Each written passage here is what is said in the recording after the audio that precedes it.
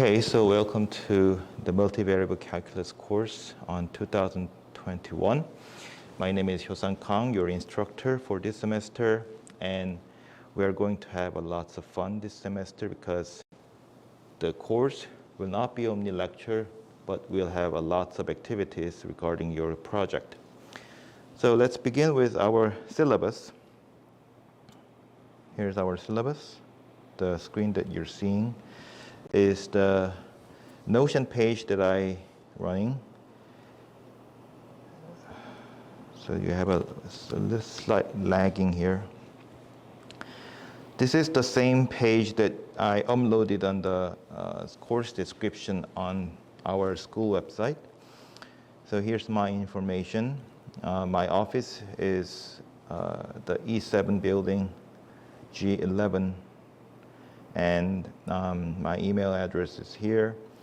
You can also contact me through any other type of medium, such as messengers or the phone number, but I'm not going to make it public here. If you want to, just ask me. And our course is about learning the multivariable functions. So basically, multivariable calculus is about the multivariable function and its properties on differentiation and integration.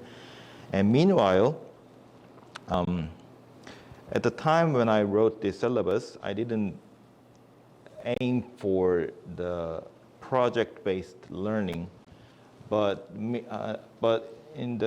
during the vacation period, I applied this class as a project or problem-based learning, and the school accepted it, and I will going to run this course as a problem or project-based learning class. So that means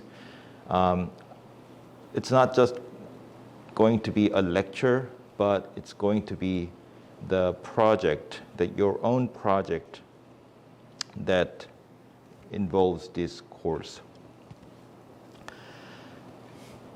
And one more thing. So in the previous semester in the differential equations and applied calculus course, you probably learned MATLAB as a programming language. I'm going to use Go. It's the name of program is Go, G-O, as a programming language for this course. Of course, the MATLAB is very easy to use and very powerful, but Go is more useful when you really want to solve a real problem. Well, MATLAB is also some way useful, but there are several reasons why I use Go. I will explain that later. Okay, so you can read the course objective, and I want to emphasize our textbook is the following book. It's look like this, and you can buy online through any bookstore shop. This is very nice book, and you can see that this is also official textbook used in DGIST. It has lots of material, but I'm not going to cover all of it. However, if I advise you to read carefully on every subject, especially the subject is related to your project. And the grading. So this is a funny cartoon about the grading, and I found it on the web. So the grading component, let's jump into the grading component. So in-class activity counts 40% of your grade, programming assignment is 30%, and report assignment is 30%. You will notice that there is no midterm and final, but however, there is one. So in-class activity, I will explain later about what this means. But basically, it it's about asking questions in classroom and self-asking and self-answering activities, okay? And you need to stack certain amount of number of questions and answers in order to get the full score on this portion. However, if you couldn't, then you can choose to take a midterm or final exam on the midterm and final week. So that counts for 40%. And about programming assignment, as I mentioned, you're going to learn Go, and I will teach you how to use Go language step by step. And if you simply follow my instruction, you will not get a penalty on this portion. But you have to do this continuously, not put it away until the end of semester and do that all in the end of the semester. That's not gonna give you the full marks on this portion. And about report assignment is that you're going to set your own problem to solve or own subject or project.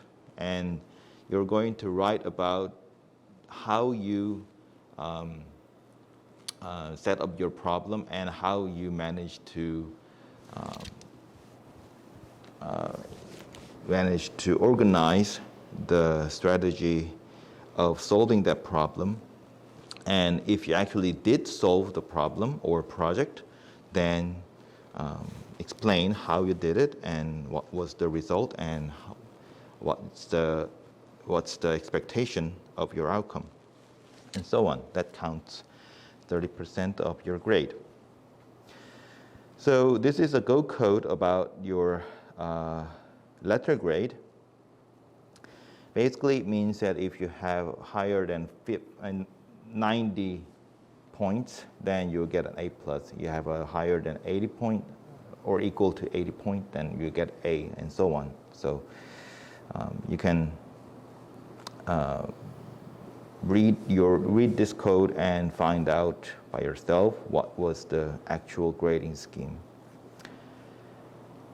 All right, so here's a weekly schedule. So we have basically covered entire material that usually the multivariable calculus course covers. However, I want to emphasize key questions in each week, and these key questions is followed by many other questions, sub-questions, and some unrelated questions, but if it's necessary to solve your project, then I will cover that questions too. All right, that's all of our syllabus, and I want to move on to our course page. So we have an LMS page, and I'm going to use LMS for notice and the putting your individual grades, but I'm not going to use that as uploading file things and so on. So almost every time you'll just need to visit this page, the Notion page that I send you the link in the email. So you can read the instruction that I wrote. I'm going to explain briefly how this works. So here's the red page that called the template for the student page. So you're going to write whatever assignment that I wrote in this template into your page. Okay, so in the beginning, I assigned several assignments here. So one is questions. In the question table, we have a new page called the multivariable functions. And if you click that, then there is two questions that I posed here. One is what is multivariable functions, answer that you have to write on your own. And another question is what do we learn from multivariable calculus? You have to put your answer on the right-hand side here. But whenever you write your answer, please write in full sentence, okay? And make it as long as possible, but not verbosely. Just be concise, but just put it put it in complete sentence with complete contents, okay?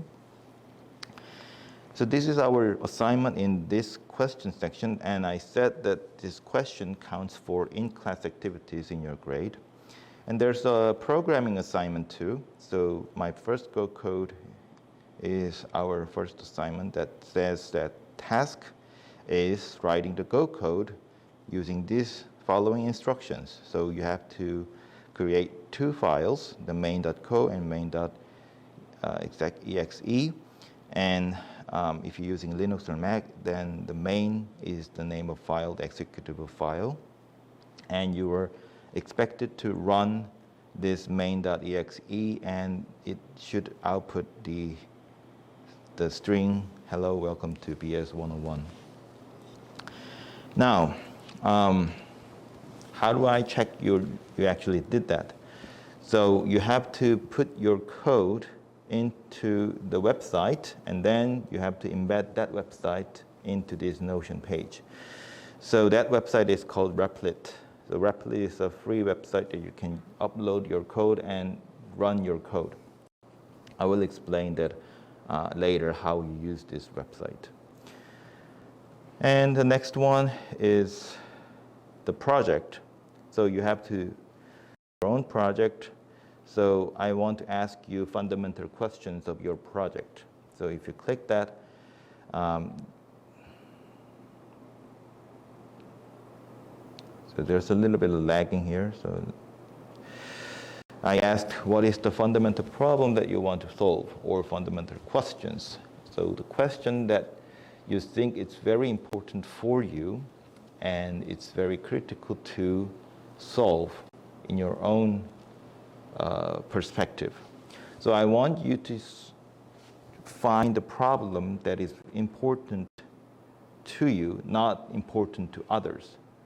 So for example, if you want, if you say, I want to major in mechanical engineering, I have a problem that I want to help people who in disabilities, and I want to make this device that helps people to move. So you have to elaborate what device means and what kind of function that this device has. That's the problem that you actually, that's your own problem. That's the good problem. But don't set the problem as, I want to solve this kind of formula and I want to solve this kind of questions which is in the back of the book. And that's not interesting questions. That's already solved already, right? And then nobody cares whether you solve it or not. So write your own questions and write your own problem that matters to you. And also consider that problem carefully, and why solving that problem is important to others, okay? Because that's what matters when you do the research or applying for a job, that what you do is important just only because it affects other people's life, right? So I want to emphasize that one too. And also we are learning about multivariable functions, so please consider how you're going to use multivariable function to solve this kind of problem. Okay? So write your answer here.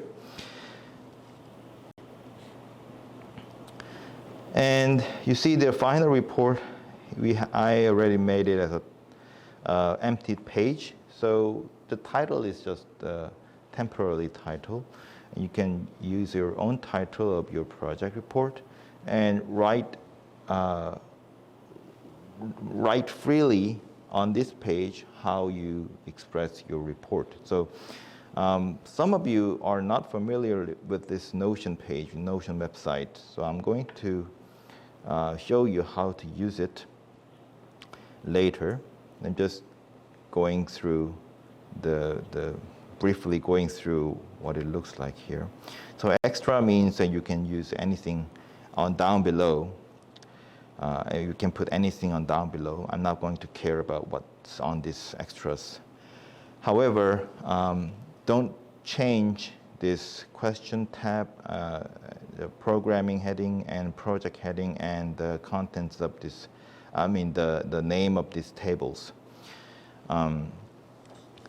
So this is the initial page I already made up for you, but during the semester, during the class progress, I'm going to,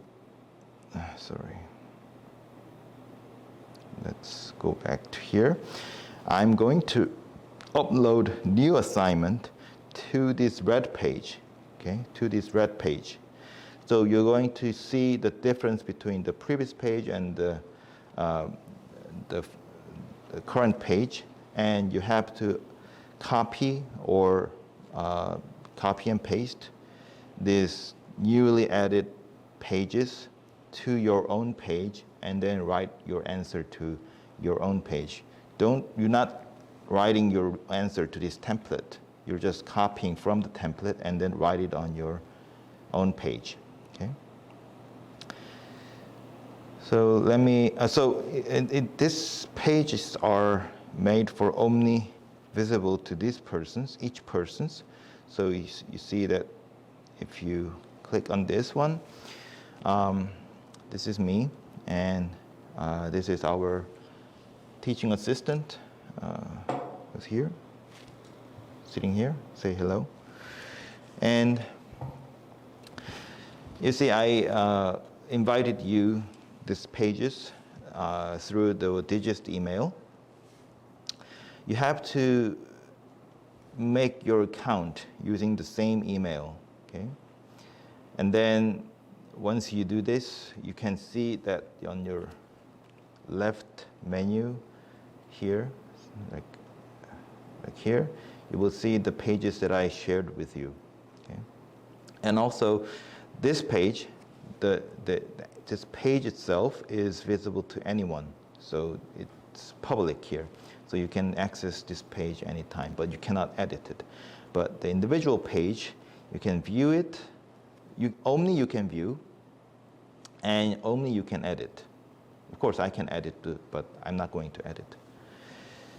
So don't change all of these properties.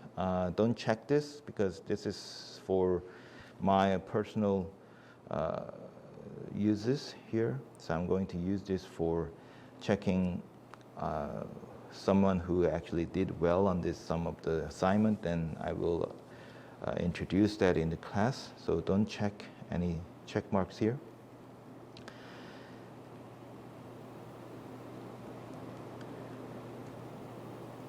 All right, so and these are all student pages. If you're going to drop, I'm going to erase that. So here is a weekly material that I'm going to update time to time. So in the week 1, we're going to have orientation, and I'm going to introduce what programming language Go is. And also I'm going to explain what multivariable functions and overlook what this course is about. All right, so you probably have also many questions because you don't know how to use notions yet, or you don't know how to use programming language Go, or you don't know how to find project problems. I will going to do that with you for the first few lectures, so don't worry about that. If you have any question now about this course, please ask.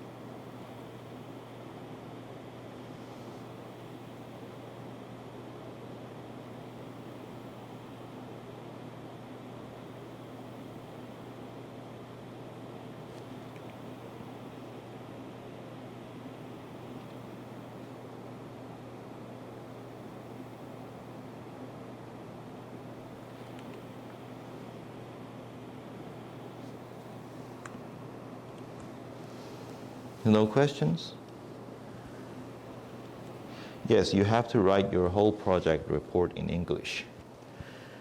As I mentioned, it's not hard. Just if you write your sentence perfectly in Korean, Google Translate really do the great job.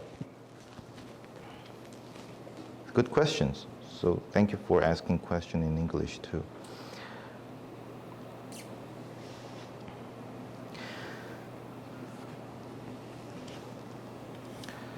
Okay, so question is, can I answer anything other than multivariable calculus on these three questions in the page fundamentals? Yes, that's a very good question. You can ask your own questions, extras, and that actually will count. If you answered perfectly, then it will count as an extra points too. So if you meet all the requirements, then we probably don't need to do the test, taking a midterm test or final test. But sometimes people cannot answer the required questions properly, so they probably miss some points. So in that case, you can ask extra questions on your own and then make up those lost points.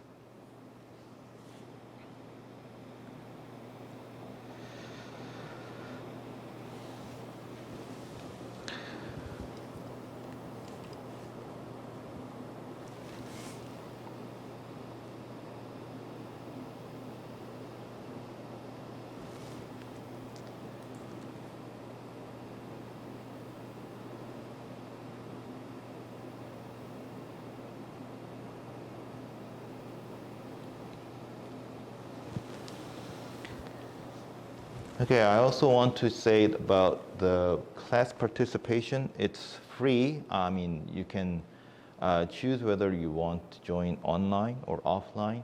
But if you're willing to come offline, I can show you how classroom looks like.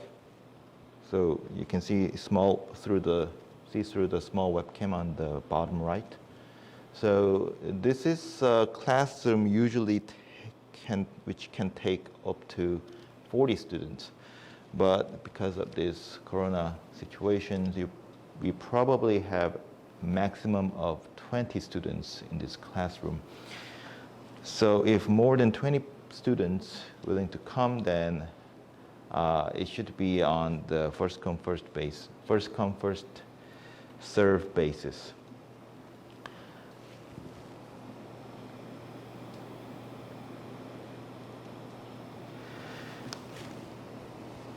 All right.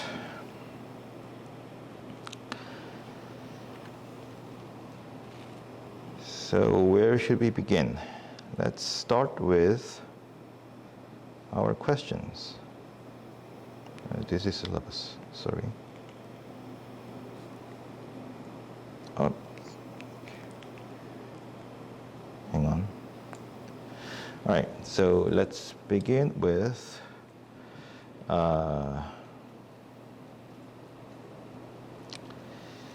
well, let's begin with week 1 material here. I think it's freezed here. Okay, here. All right, we went through the course syllabus. If you have any questions, please ask anytime through voice, or you can leave a text. So what do we learn from this course? It will basically answer the questions in the questions table in assignment. So let's start with our title of this course.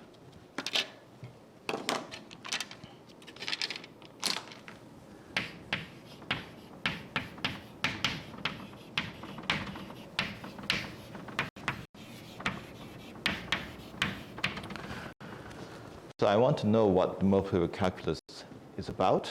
So think about what this multivariable means.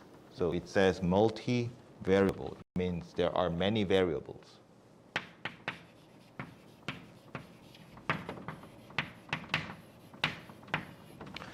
So by definition, many means it's the opposite of single. So it says you have two or more variable in the functions.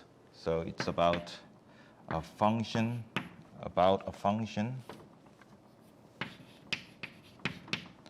or functions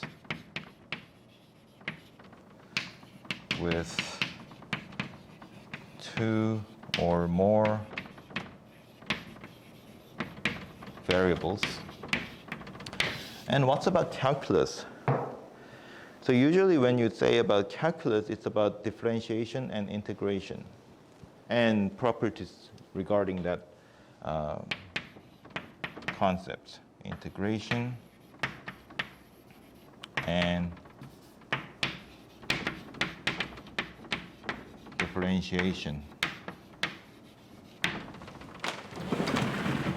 So here's our answer. Multivariable calculus is about integration and differentiation of a multivariable function. And what is multivariable function?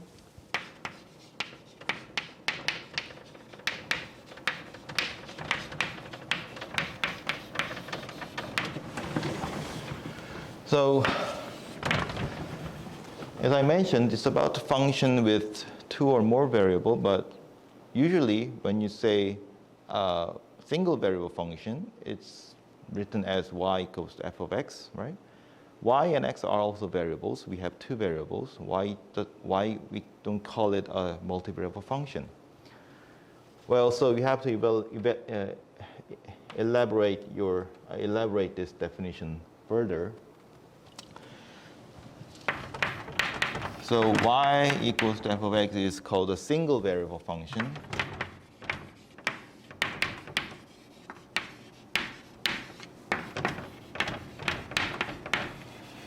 So multivariable means that not only just we have two or more variables in the independent variable and dependent variable, but also in each independent side and dependent side, there are number of variables are more than one. So multivariable function means that we have two or more independent variable or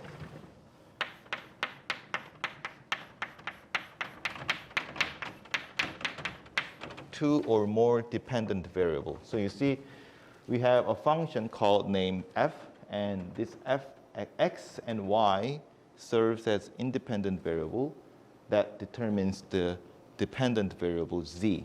So for example, z equals to x squared plus y squared is an example. So in order to find the value z, we need to know the value of x and y, which are independent in choosing this number of x and y, and the formula of z is given as follows. So how about this one? We have two dependent variable and one independent variable. So for example, I can set this ct equals to cosine t and sine t. These two independent variables are dependent. These two dependent variables, x and y, maybe you can call it x and y, is dependent on single independent variable t. Okay, so these are also this is also multivariable function.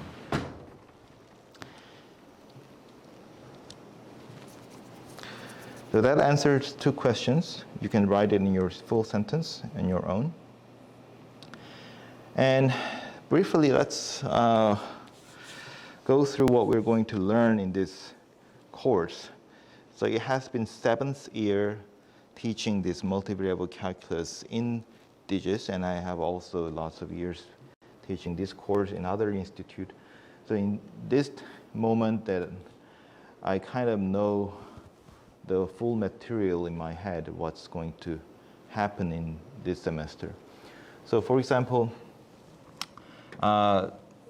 this class will divide it into two big parts.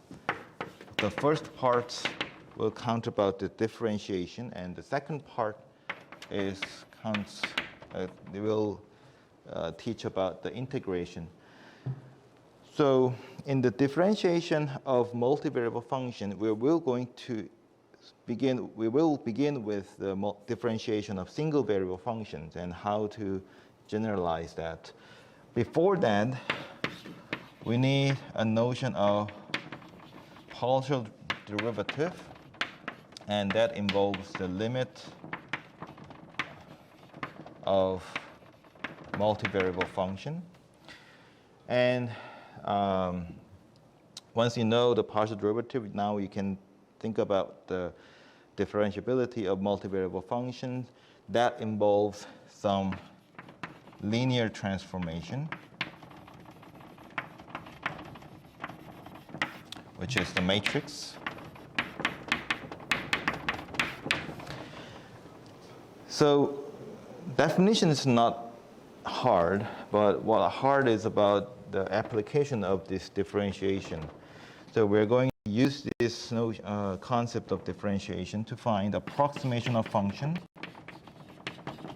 or finding extremals,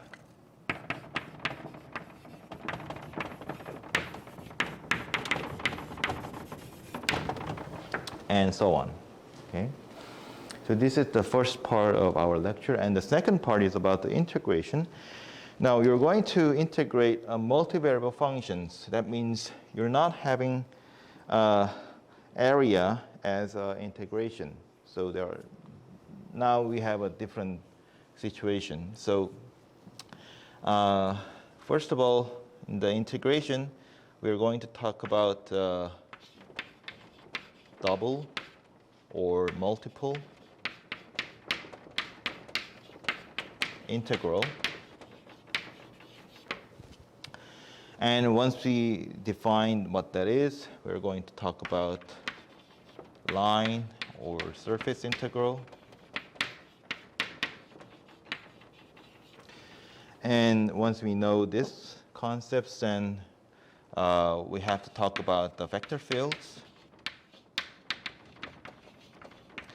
And if you understand perfectly about this concept, then now we are ready to talk about the Stokes theorem.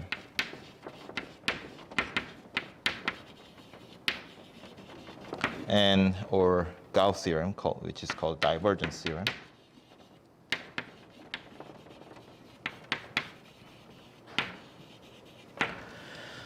And meanwhile, as I mentioned, the vector field, we're going to talk about concepts of vectors. Before we talk about the differentiation and integration, we have to talk about what the multivariable functions are. So we have to talk about the vectors somewhere here.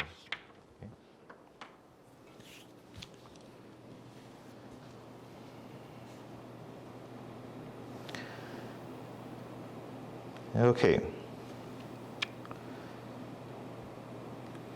So let's go back to our keywords.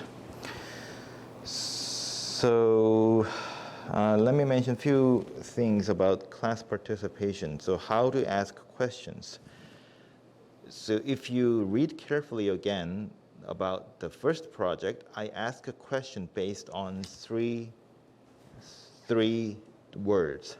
One is what, the other is why, and the last one is how. So what, why, how is the words that you have to start with whenever you ask questions.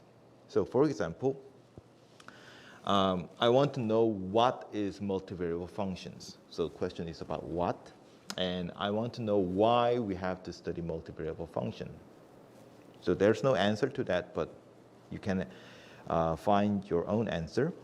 And the third one is most interesting one. How do you understand multivariable functions? That's the entire content that we are going to cover in this course. So keep in mind what, why, and how is the three keywords that you have to start with whenever you ask questions. And midterm and final. So I mentioned that if you want to make up your class participation portion of your grade, then you can take, it's up to you whether or not take a midterm or final. But keep in mind that midterm final are not in the format of solving equations and finding values or calculating things. I will going to put questions on what we covered in principles, and you have to explain in full sentences, or you have to write in full sentences about the questions that I wrote in the midterm and final exam.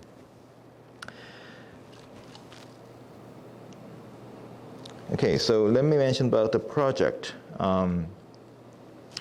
Why you should have a critical mind. Critical mind means that you have to think critically about everything here. So I had a chance to talk with freshmen in last semester, and I asked two questions. What is the problem that you want to solve? And second one is, first one is why did you come to the DGIST? And second question is, what is your problem to solve? So I personally think that if you have one question, one complete question that you believe it's really important to you to solve after these 4 years of study, then you had a successful university life. It's very hard to have such questions, or just single question. So you have to build up your question from now on, from now. So it's not about your major, not about your career. It's the fundamental question that matters your life. Okay. So for example, maybe you enjoy playing game.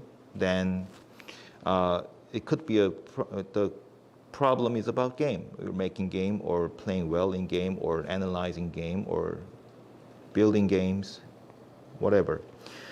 So think about why it's important to others and why is it important to you. So let me mention about how to manage your project. So good way to manage your project is keep thinking about your project. And when you have a new idea, write it down. So if you have personal diaries or personal page, then you write it there. But if the best thing is you just use the Notion page of this course as your scribble page. Just write it down everything and then put it nicely afterwards. Okay. So do it constantly. Don't do it at the end of the semester. Just think about the question now and then move on to the next step. All right, so let me mention about the programming language Go. Why Go? So I used MATLAB, and probably other sections also use MATLAB. Why not using MATLAB but Go? So MATLAB is very powerful. It has lots of tools and lots of pre-existing packages. But it's sometimes too nice, too well-packed that you cannot change inside what's going on.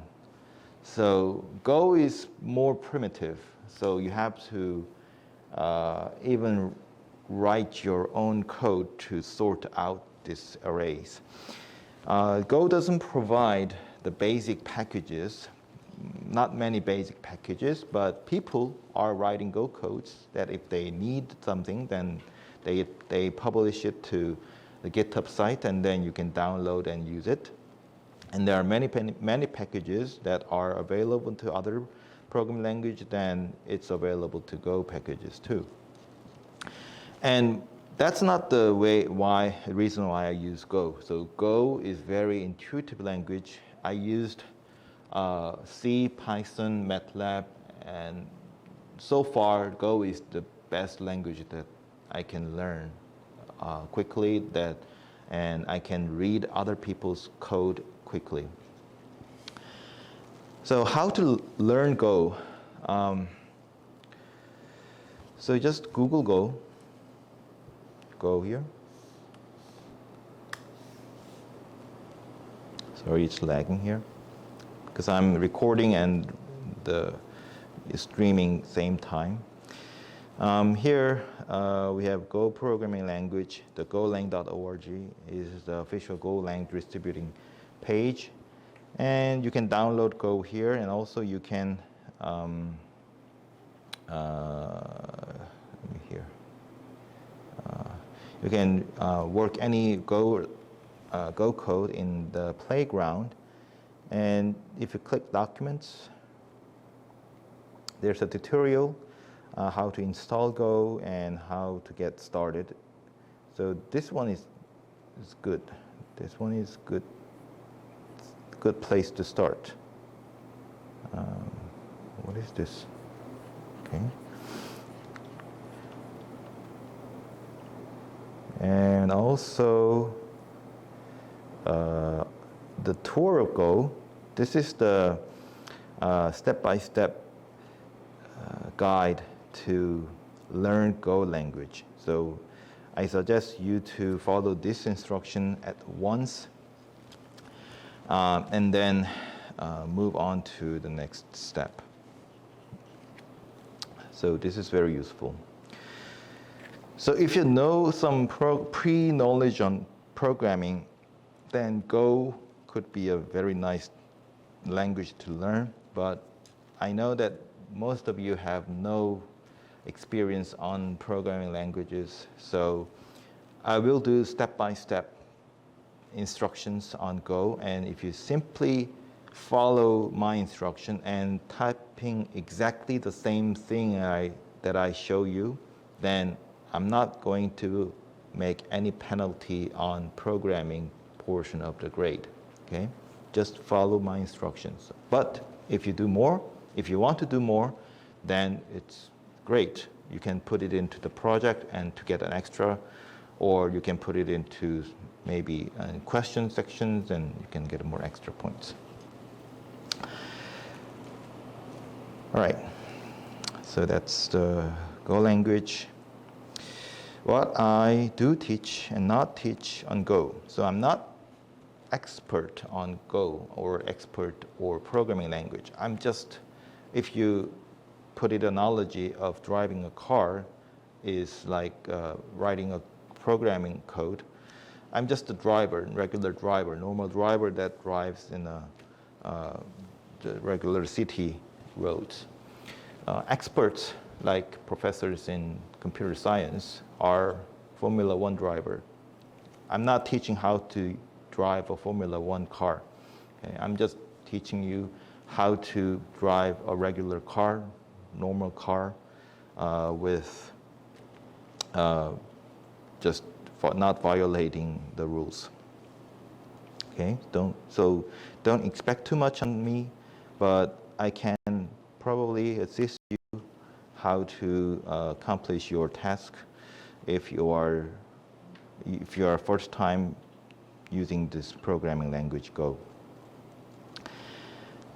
All right, so about Go, how to install Go. I show you the page, the official Go page, and in the main page you just download it and then execute the downloaded file, then that installs Go. However, now installing Go doesn't mean that you can write your Go code right away, because you need some tool to help you to write in Go code. That's called the programming tools. You can search with the IDE. There are many programming IDEs. One that I use frequently is the VS Code. Just Google VS Code. It's called Visual Studio Code. It's free, and it's not only covers Go programming language. It covers the entire programming language. There are lots of extensions, and also a great extension for GitHub function. This is great. So download for Windows and then install it on your computer. Other IDE that I recommend is Goland. not Golang, it's a Goland, okay? It's not, basically it's not a free IDE, but I think if you enroll your account as student account, I think you can use it for 1 year free. This is actually specialized to Go programming, so it's very nice IDE. I actually often use this one instead of Visual Studio Code, but in this course I'm going to use Visual Studio Code mainly. So other method of using Go is a little bit of tricky, a little bit cheating, but so using Replit, Replit, not Repli, Replit. You don't have to install Go. It's just a web-based coding scheme. So you're using cloud computer to run your Go code. I already logged in and made an account, so I have this page, but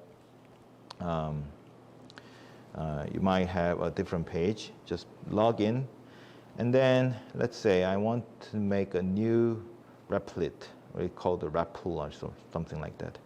So I choose a language and name it anything. Just it's a random name that they choose for me, and create REPL. And now this is the web-based coding IDE. So they give the basic Go code. You can start off with the empty page, but this is basic. It's the basic the format of Go code. So files is main.go that you're looking at is main.go, and we have a package main is called, and then you import the basic package called fmt, and then function main is the function that called when you execute your Go file, and fmt.println and hello world. And either you can go run main.go, or you can build your Go code to create your executable files. So for example, go build everything means that now we have, so maybe I have to refresh.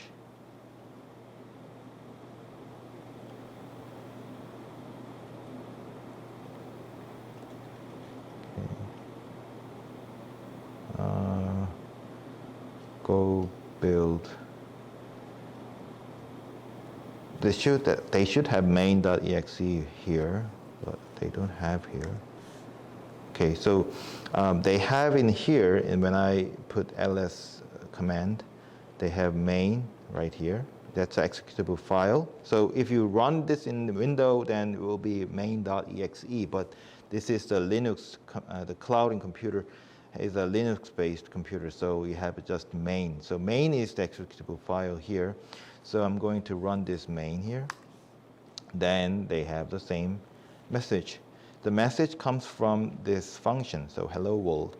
So if you want to change this to welcome BS101, I forgot what was the task. The task says issued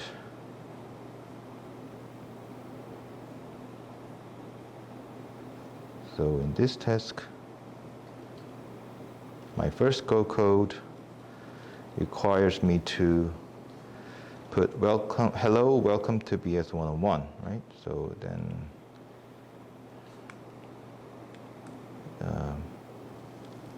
in the Replit, okay, so hello, welcome to BS101. And then again, so I changed the Go code, then either I run this Go code directly from this source file, or I have to build again because this main executable file is compiled with the previous version of Go code. So if I simply run this main again, that prints the previous message. So I have to build Go again. And then now it reflects the changed string here. So this is the easy way to access to Go without installing Go on your local computer. Now let's copy here, or maybe there's a share page, or maybe just copying is enough. So I said that you have to put your Replit code into the result so that I can grade your assignment. How you do is the following. So this is template page, so I'm not going to edit here. I'm going to make a dummy student here, dummy, and open, and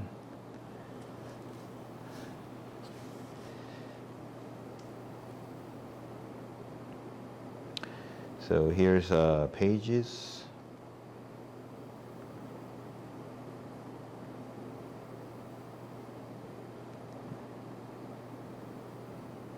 Programming, okay. So you don't have to put your main.go file content or main.exe file into the Notion page. What you have to do is simply put a Replit here. So this is a new feature in the Notion website that it can embed a Replit page. So just /Replit pops this Replit embeddings here. So click it, and then paste the Replit website page, web address.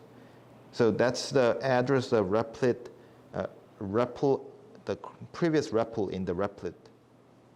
Okay, so embed a REPL. So wait a few seconds.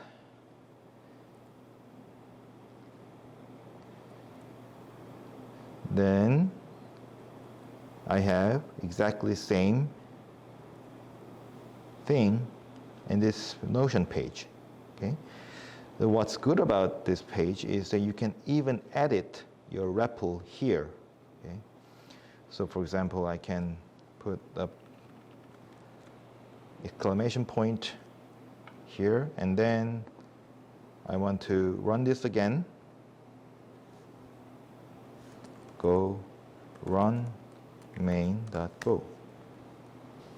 Then it does the running, okay? So do this for every assignment, and then I can see how you've done this well. And you can edit on the fly on Notion page of your assignment. So it's completely free, okay? This is how you're done.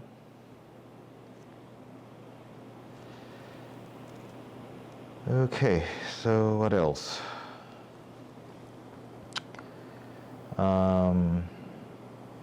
So we have written our first Go code. Now we are ready to move on to multivariable functions. So is there any questions?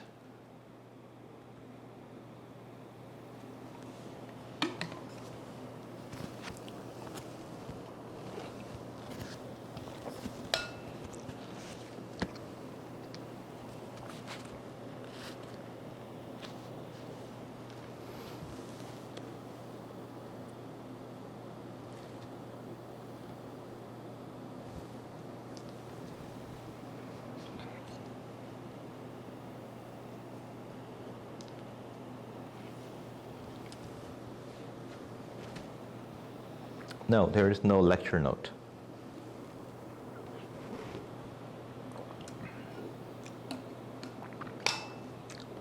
The question is there a lecture note uploaded after class? I did have a lecture note, or slides last semester or last year. That's when I gave a lecture through slides. But here in this semester, I'm going to give mainly a Blackboard lecture, so there will be no class material uploaded in the LMS.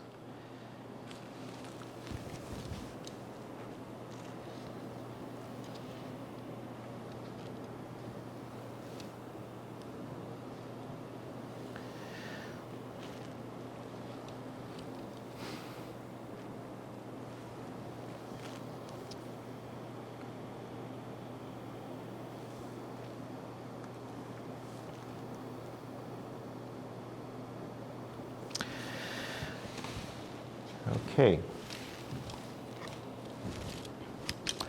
So let's talk about multivariable functions. So usually we begin with vector, and sometimes multivariable function is called the multivariable calculus is called the vector calculus. We have to understand why we need vector to understand the multivariable function. So in order to do that, I'm going to ask questions. So before we actually start the first lecture of the semester, let me mention a few things. So first, basically, I'm going to ask questions in lectures and brief answer. I'm not going to write the answers in full sentences or give a full, nicely written lecture handwriting lectures. But I'm going to write our questions in complete sentences and make another questions until the questions make sense to you. And second, just consider this lecture as a story, the old story that comes from hundreds of years ago. Okay? This is a story that frames your own story. So your own story is your own project. That's the real content. Your project is the real one. What I'm telling you is the story that you have to fit in. Okay? So I'm going to talk about the functions and differentiations, all other mathematical terms. You have to fit your story in terms of those mathematical terms or mathematical settings. So don't dive into this story too much. Okay? So this is just a story that passes through, and as long as you understand with your own concepts or own understanding, that's fine. You don't have to go deeply into, if you want to, you can, but you don't have to go into deeply how to prove this theorem or how to apply this theorem into this weird formula and so on. Okay, that's the few things that I want to mention. Okay, so first question, what is vector?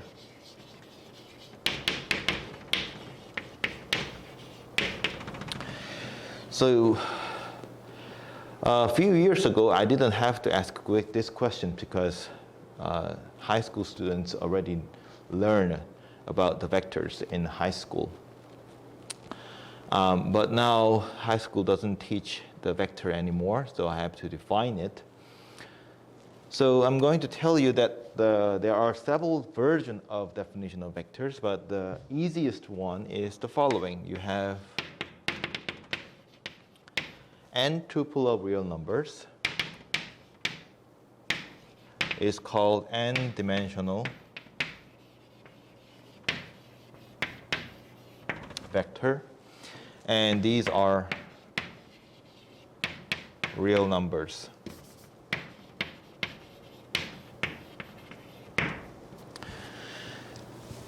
So if I finish my answer here, you might have a questions.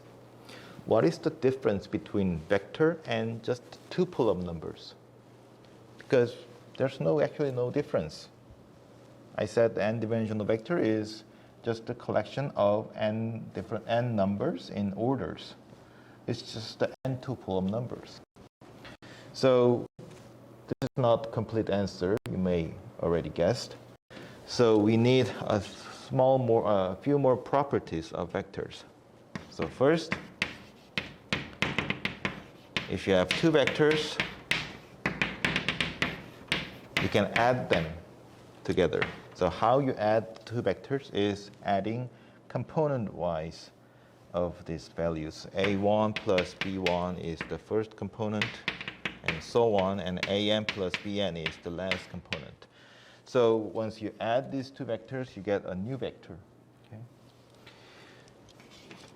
And second, you can multiply your vector with some number. So let's say we have C, a real number, and you can multiply C with a vector A1 to AN.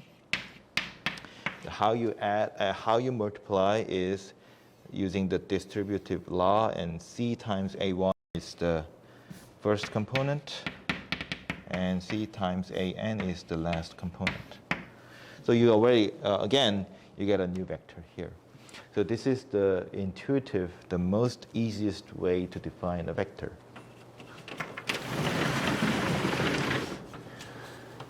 So, and then you have another questions.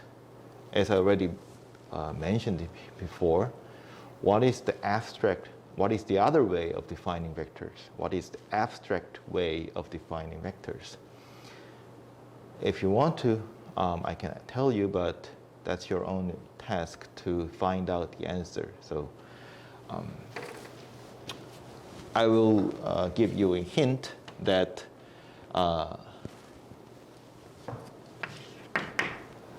the set of functions can be of vectors. The functions can also be a vector. Okay, for example,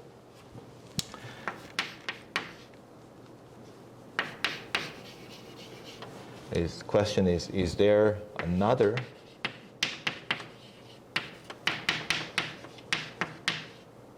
type of vectors? Not this n tuple. Can I call another mathematical object as a vectors? Yes, you can, because let's say we have V as a set of function defined on 0, 1 to real number. Doesn't matter. I don't give any properties on F. So V is function. V is a set of single variable functions that we already know from the previous semester. That it's a function defined on the interval from 0 to 1, closed interval to real number. So any element in this set is a vector.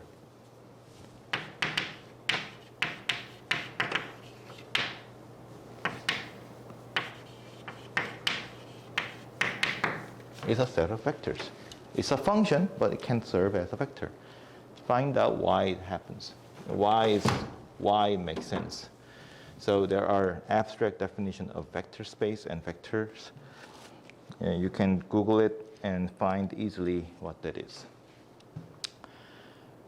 All right.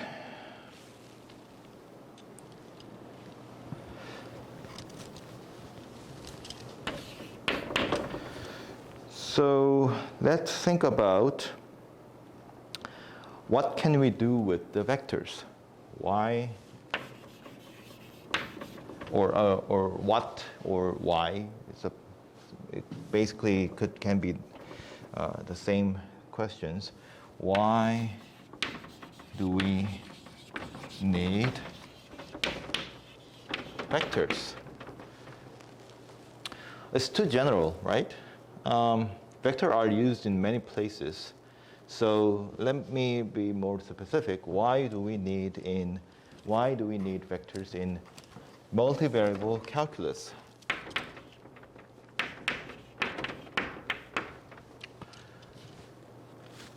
So, for example, let's think about the most general form of multivariable functions. I already gave you the simplest and easiest form of multivariable function before.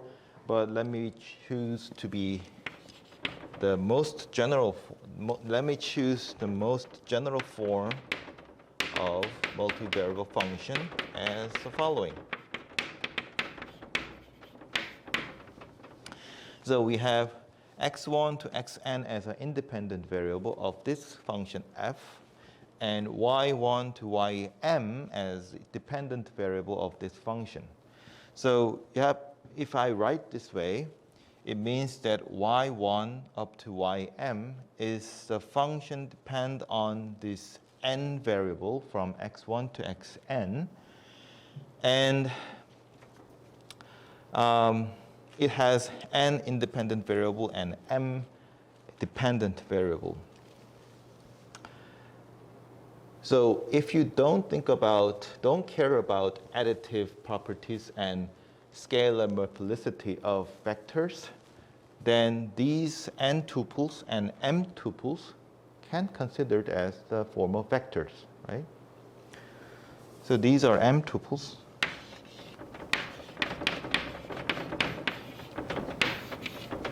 These are m tuple. You can consider this as vector and vector. Let's say this called it v, and this is called it w. So I can rewrite this as f of v.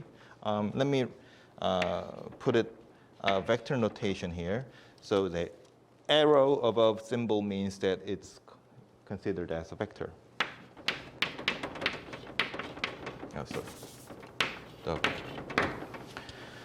So basically, I can rewrite my multivariable function as a function sending a vector to another vector. So the dimension of these two vectors are different, but these are just a vector. So these vectors are, again, becomes an independent variable and dependent variable of multivariable functions. So if you just replace your dependent variable and independent variable in single variable function using these vectors, it becomes a multivariable function. So this is the general form of single variable function. You replace these values with vectors, then it becomes a multivariable function. So vector is the building block of multivariable function. Of course, there are other reasons and lots of reasons why we need the vectors. But in order to explain that, we need pre-knowledge. So this is as far as I can explain about these questions. But let me mention one more thing. We need vectors to graph the multivariable function. So that's the content that we're going to cover next lecture, but let me briefly explain what that means.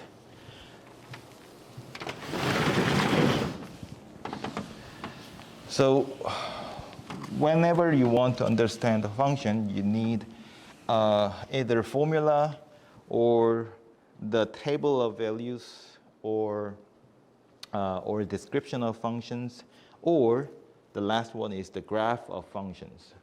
The graph of function gives the intuitive description of this function, how these values are dependent on other values.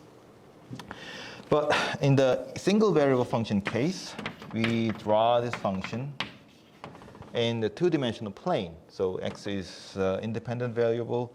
It represents the horizontal line, and y is a dependent variable, and the single variable function looks like, the graph of single variable function looks like this. Now, in the two variable functions, this is called a two variable function. You usually don't call this as a two variable function. We have another name for this type of functions. It's called a parametric function. So I'm talking about this kind of function. We have three variables to draw in the space. So x and y determines z. So I need to take this x and y moves independently, and then z is dependent to these two variables. Then I have to graph it on three-dimensional space.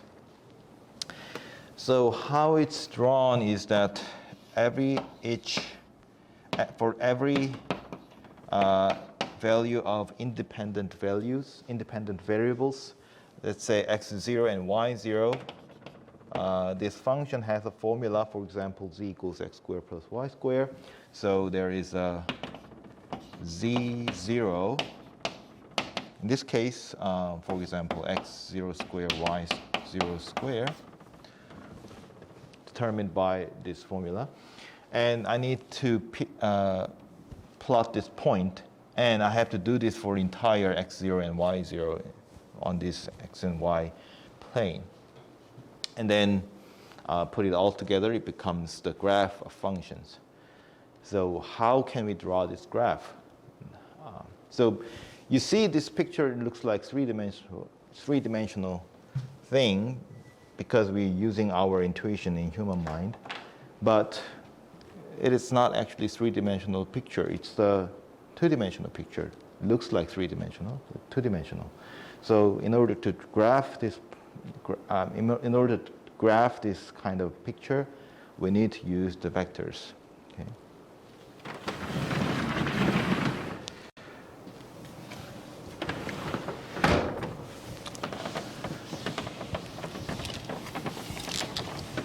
Okay, so one more thing about the vectors. Let me mention about the inner product. The question is, so if I don't know about the inner product, I can ask a question about the inner product. So my question is, you have a vectors, you have an n tuple of numbers as a definition of vectors. Now, how do we use vector as a geometrical object?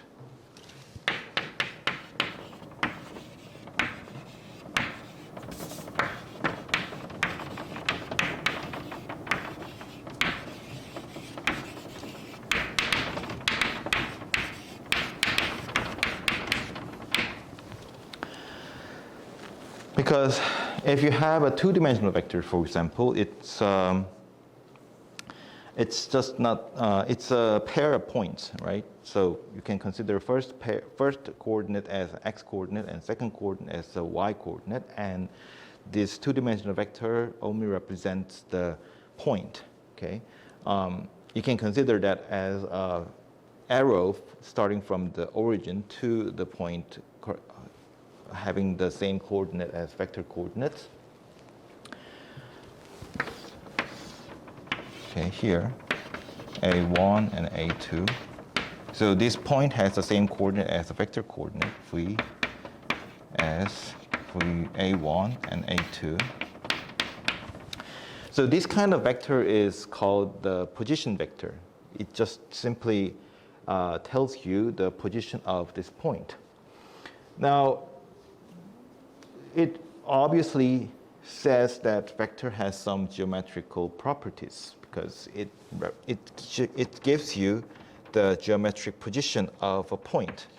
Then how do we consider these vectors, any random vectors or pair of vectors geometrically? So if you simply have random vectors, you don't know how these vectors are distributed. If you know their coordinates, of course, then you can draw it. But just say you have a random vectors and you don't know the coordinates, but you have some relationship between other vectors, then you probably find out the position of these vectors. So that's where the inner product comes in. So we need an inner product.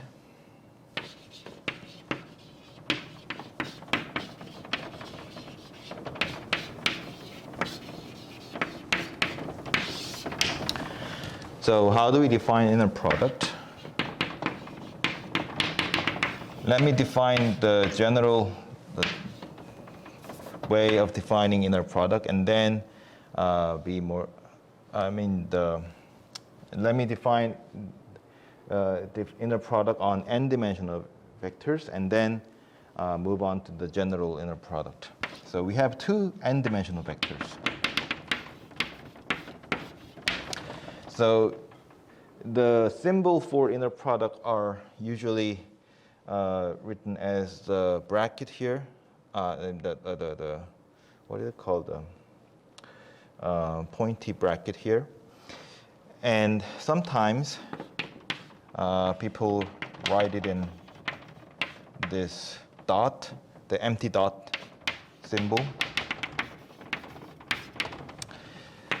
And it is defined to be the sum of products on each coordinate. For example, A1 is multiplied with B1 and added to A2 multiplied with B2, and so on up to AN multiplied with BN. Okay? So that's the inner product. So I know the definition of inner product, that's how I explained it, but you have to understand why people come up with this formula and why it's important. So there's the properties of inner product.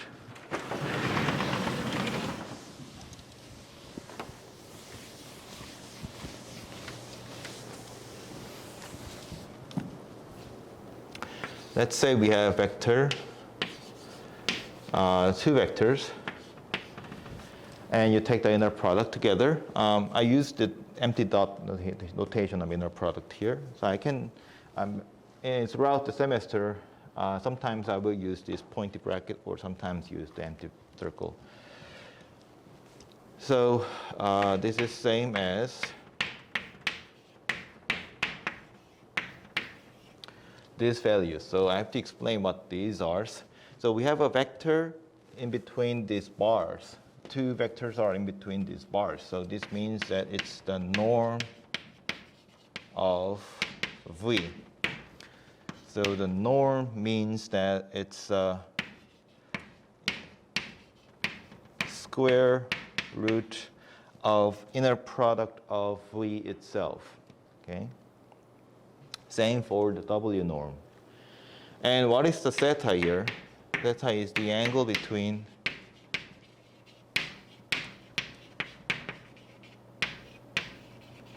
V and W. So for example, in this picture, two-dimensional vectors have angle theta. So we have this property. We will prove this, but before we prove this, let's consider the consequence of these properties. What if these two vectors are perpendicular? What if these two vectors have angle, angle between these two vectors are pi over 2? Then cosine pi over 2 is 0, so the inner product becomes 0. In other words, as long as V and W does not have 0 norms, only way we can have a 0 inner product is when the theta is pi over 2, which means that these two vectors are perpendicular. So we have property that two vectors are perpendicular if and only if inner products are 0. And not only for the perpendicularness, we can find out the angle between two vectors using the inner product.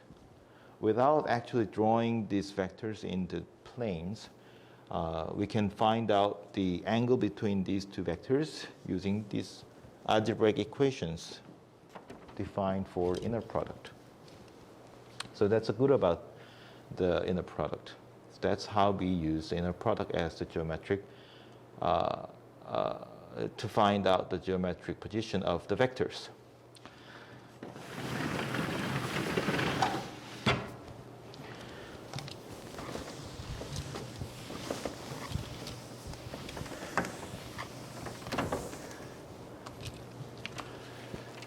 Before we move on to the proof of that theorem, properties, we should have a question. at this moment. But I will give you a chance you to ask a question now.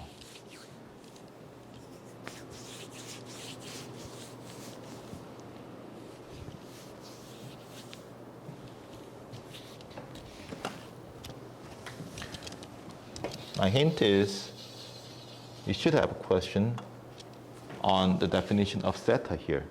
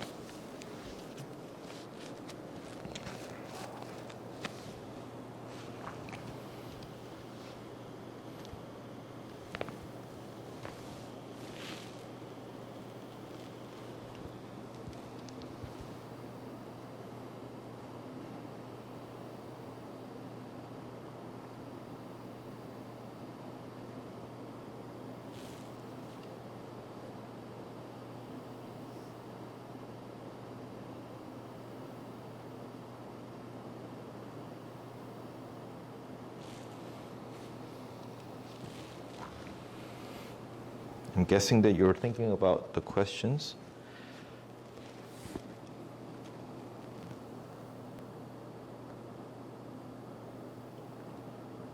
By the way, if you asked any questions and if you think that is a good question, you can put that into your page in the question section.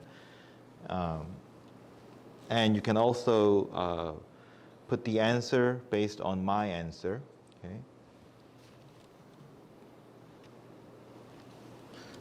Because this is the first day of class, I will give you the chance to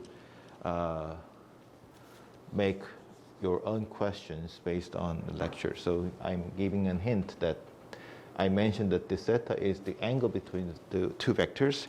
You should have questions at this point. What do you mean by angle between two vectors? Some might ask, or some might answer, but that's obvious because this is here. The angle is here. But if you think a little bit further, this picture is only for two-dimensional vectors. In general, the vector can be n-dimensional. For example, the vector could be three-dimensional. How do you measure angle between two three-dimensional vectors?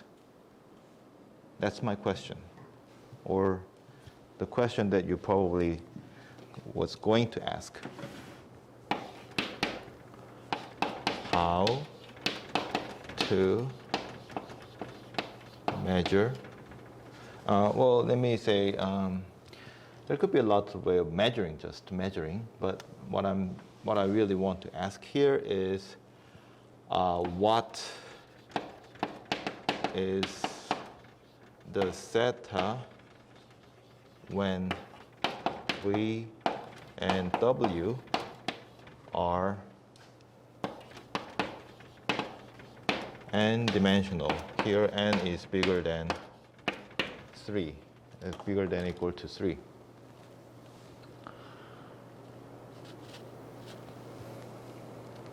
So what do you think?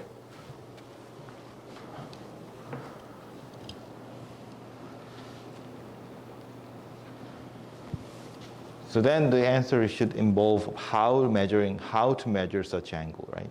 So the question is, what is or how do you define such zeta in higher dimensional vectors? And answer should involve how to measure such angle. How can you measure the such zeta in higher dimension?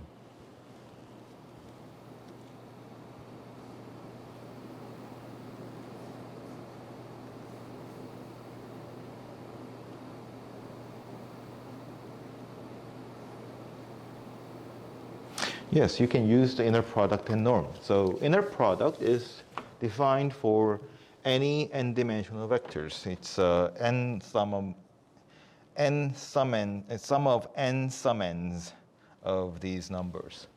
And norm also well defined because these two are n-dimensional vectors. We have inner product between n-dimensional vectors.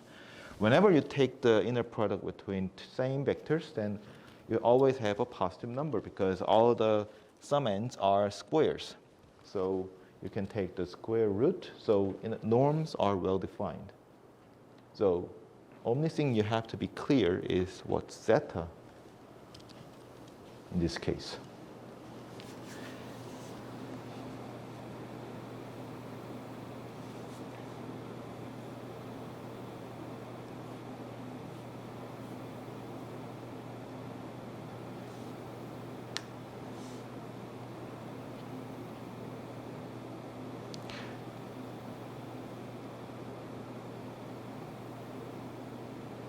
Okay, so there's a two remark here. For first one, I will I will prove that equality. This is not definition.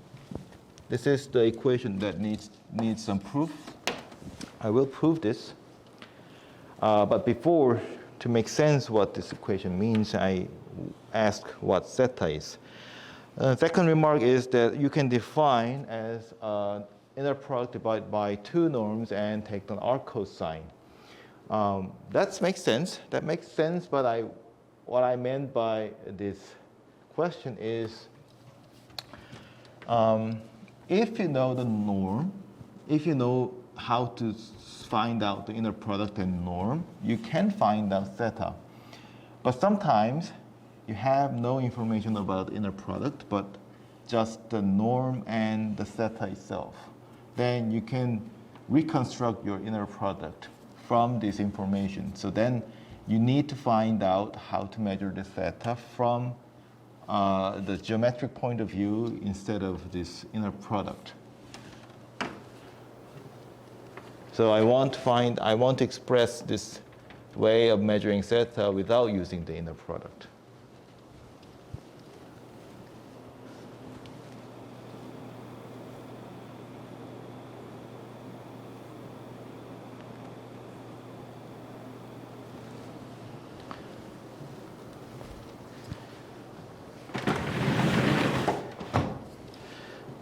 Think about it a little bit more. I think it's an interesting question. So I will give you plenty of time to think about and then opportunity to express your answer. The question is, where is the recording of the lecture coming up? It will be on my YouTube channel. That's the link is on the LMS site. I forgot to put it on the email notice. I put it in the LMS notice. So go to the LMS website, and then our course page has a notice, and there is a YouTube page. Okay, so think about that question. Let's prove this. Now, I will going to prove that in two-dimensional case.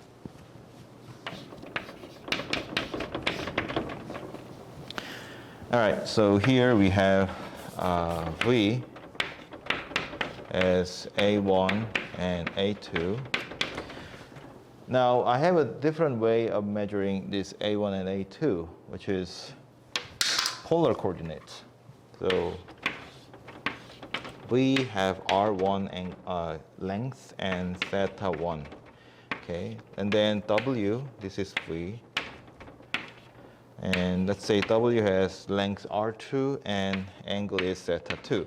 So whenever I said I take the angle, I'm taking a counterclockwise orientation as the positive side. So I'm taking theta 1 measured from the positive x-axis counterclockwise, so it's going to be a positive value.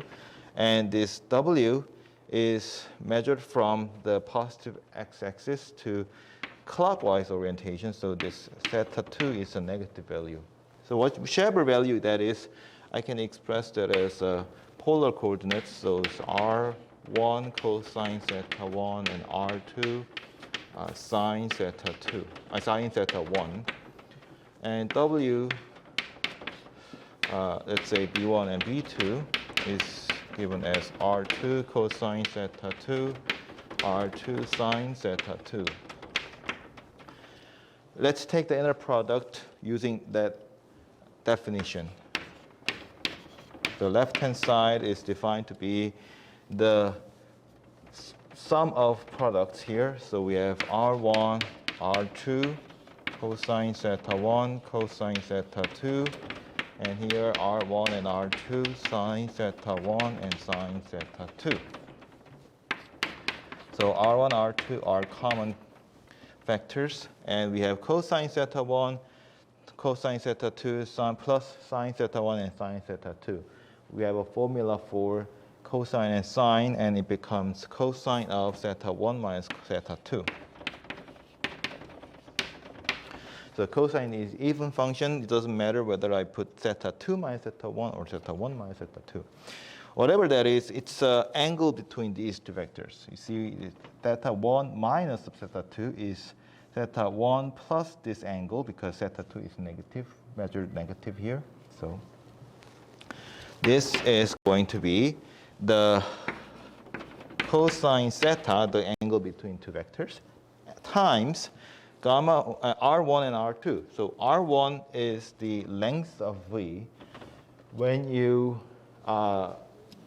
take the norm of V, what you get is the square root of sum of squares of each coordinates of vectors. That's the length of the vectors, right? It's the Pythagoras formula, Pythagorean equation. So we have V norm as R1 and W norm as R2. So that's the proof. That's the proof for the two-dimensional vectors. So if you want to think about the proof of higher dimensional vectors, you have to think about what that theta means. You have to think about, you have to be able to answer that question.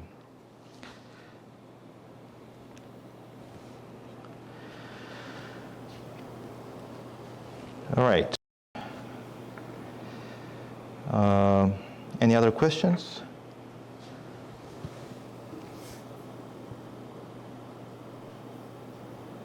There was a few other remarks here.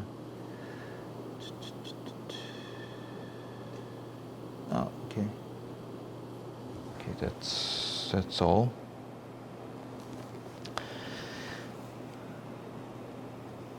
If you come up with any questions, please let me know anytime. So meanwhile, I want to tell you how to write your Go code. So I already did in a Replit, but Replit is cheating. So it's not really good when you have a complicated code, because Replit doesn't provide auto complication and the suggestions. So this is a Visual Studio Code. When you install and then run it first time, you will get this kind of page, and press open file. I'm sorry, not open folder. Sorry. So open folder, and let's say let me make a new folder. Here we have Multivariable Calculus. And then I'm going to select that folder as my project folder. I trust the author. So,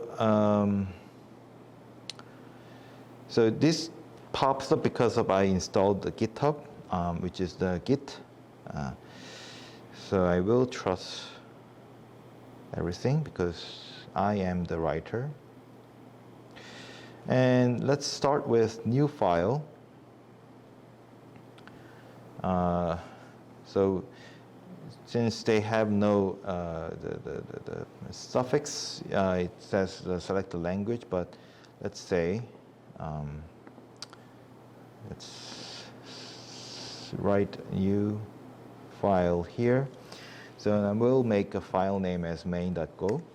So then this will, VS Code recognize this as a Go programming code. And also before you actually begin anything, I recommend you to install extensions. So in the left hand side there's a menu and one of them is extension. If you click this, it shows the pre-installed extensions. It probably have no extension in the beginning, but I installed these in before. I used VIM, which is the, I don't recommend you to install this. Don't install this. This is just a person who are familiar with Vim, then it's very helpful, but don't install this. But you have to install Go. So Go extension gives you lots of suggestions and auto completions. So you have to must install this Go. And anything else is not really important. So just you can search for extension name and then Go. You can just install this here. Yeah, I already installed, so it says uninstall. But if you didn't install it, you will have install here. Okay, so go back to the main.go. So let's write our package. So I'm going to make it a main package. So I will explain why name matters later, but for now, we'll only work with the main. And I'm going to make a main function. So main function has no input argument. So this is a basic rule that you have to follow whenever you write main function. So let's basically write the same thing here. So print ln. So it means a print line, and I want to write hello Go. Okay, that's it. But now we have a red line underneath this FMT. So if you move your cursor over it, it says undeclared name FMT. So fmt.println means that I'm going to use println function from fmt package, or it could be fmt structure or something else. However, I haven't declared what fmt yet. Now, so if you keep viewing it, let's see view problem, you can click view problems. You can see clearly what the problem is. So I already mentioned that this FMT is a pre-installed and provided package of Go. So you have to import that.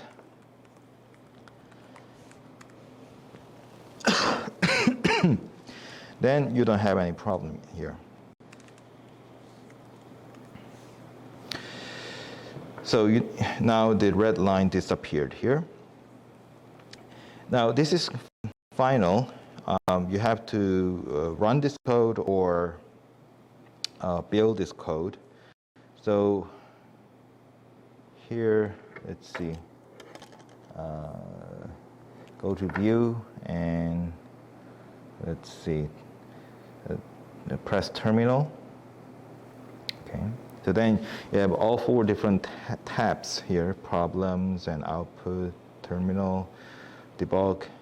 So usually if you run this code using the program menu, start debugging, or run without debugging, then the output will appear in the output tab. But I prefer to run this in terminal.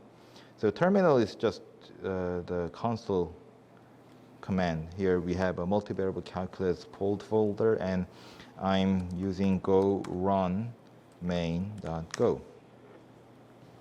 Then this Go compiler actually compiles this Go code, and the executable file is temporarily stored in the hidden folder, and then it runs this executable folder. However, you don't have executable file appears in your folder. But if you want your executable file, then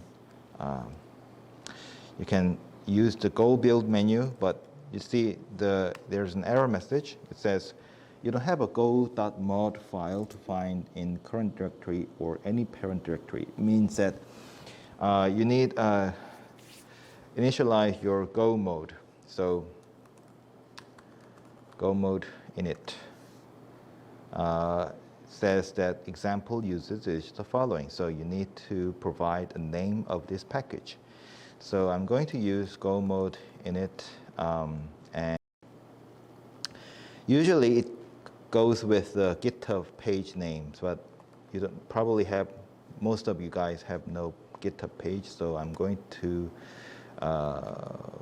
go with the multivariable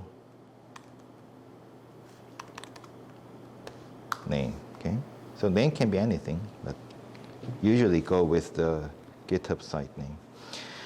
So and then Go build.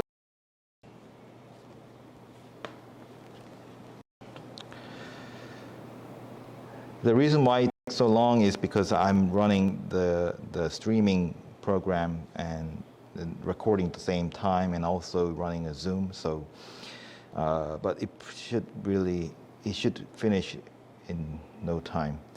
So anyway, so once I made the Go mode, there is a Go mode file, and it defines the name of this module is the multivariable, and it uses the version of Go 1.16. And when I put Go build, then it makes creates multivariable.exe. Multivariable comes from the name of this module. So the concept of module could be a little bit confusing for it at this time, so I'm not going to explain that. So anyway, you can just consider this whole project is named multivariable, so that's why it has a multivariable.exe. So I can run this multivariable.exe here, and here is an output, hello.go. So basically, if you're just working with the main.go and FMT package, then you can simply print strings and so on. But I will show you how to use the drawing tools that Go provides the next time. So here we have almost, the class times is almost over. So this is how you basically run your Go code. So class will operate in similar format from now on. We will have a few moments to go through your assignments, and then, what I mean by assignment is that I will present some of the good examples of completing assignments of some students, and then give some lectures, and then move on to the Go programming parts, and then that's the end of the class. So if you come to class offline in the classroom, then you can ask questions more freely, but it's okay not to come, especially when you're sick. I know that you're all quarantined these days, so and ends on Thursday. So I hope many people can come on Friday class this week. So if you have any question before I finish, I can answer briefly. If not, we will call it here. So ask questions if you have any right now.